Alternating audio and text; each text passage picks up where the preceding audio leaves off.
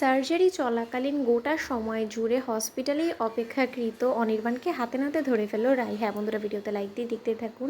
রাই যখন সব কিছু ওর বৌমনিকে বলে, ঠিক সেই সময় রাইয়ের মা বলতে থাকে যে মানুষটাকে তো কম আর কষ্ট দিলি না, আর কতই বা মানুষটাকে শাস্তি দিবি বলতে পারিস। এই কথা বলা মাত্র রাই বলতে থাকে যে হ্যাঁ সেটাই ভাবছি, হয়তো বা কিছুটা হলেও ওর শাস্তি কম করা যায়।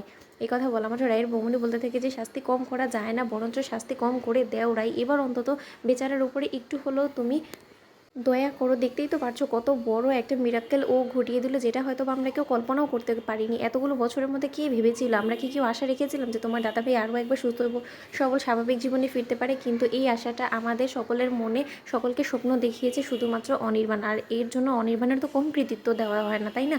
কিন্তু তা সত্ত্বেও তোমাকে একবার হলেও ভাবতে হবে যে এই সব কিছু করার আসলে ওর মূল উদ্দেশ্য কী।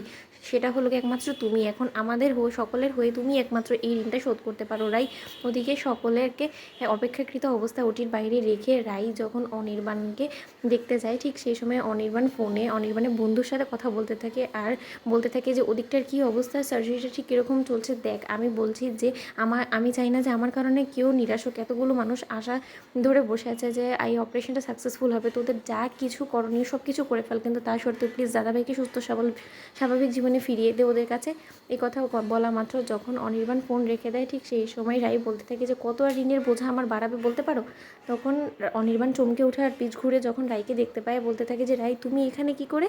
রাই বলতে থাকে যে অনেকক্ষণ আগেই আমি এখানে এসেছি, আর সকল কথা তোমার শুনলামও। তুমি এখন আর কোনো মতেই আমাকে ধোকা দিতে পারবে না, কারণ তুমি আমার কাছে হাতে নাতে ধরা পড়ে গিয়েছো। তুমি কি মনে করেছিলে তুমি এরকম করে আড়ালে বসে আমার দাদা ভাইয়ের উপরে নজর রাখবে? তুমি গোটা সময় জুড়ে হসপিটালে বসে আছো শুধুমাত্র আমার দাদা ভাইয়ের সার্জারি সাকসেসফুল হওয়ার অপেক্ষায়। আমি খুব ভালো করেই জানতাম এই জিনিসটা, কিন্তু তারপর আমি তোমার কাছ থেকে ধরা দিতে চাইনি। কিন্তু তুমি আজকে যে মিরাক্কেলটা আমার দাদাভাইয়ের জীবনে ঘটালে, সত্যকার অর্থে আমি সেটার জন্য তোমার কাছে ঋণী। আর এই ঋণটা কী করে শোধ করব সেটাই আমি ভাবছি। ওদিকে অনির্বাণ বলতে থাকে যে এই ঋণটা তো অনেকভাবে শোধ করা যায়, সব ঋণ তো আর টাকা দিয়ে শোধ করা যায় না রাই।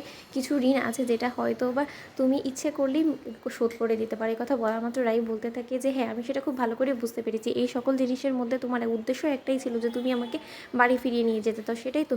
সেটা নিয়ে বরঞ্চ এবার ভাবছি যে হয়তো বা এই জিনিসটা একটু হলেও কনসিডার করলেও আমি করতে পারি। এই কথা বলা মাত্র রাই অনির্বাণের হাত জড়িয়ে ধরে বলতে থাকে যে রাই তুমি সত্যি বলছো, তুমি এবার অন্তত আমার কাছে ফেরার কথা ভাববে? তুমি আমাকে প্রমিস করো যে তুমি এবার আমার কাছে ফিরবে। এর থেকে বড় গিফট আমার কাছে আর কোনো কিছু হতে পারে না। এভাবেই না হয় আমার ঋণটা শোধ করে দাও।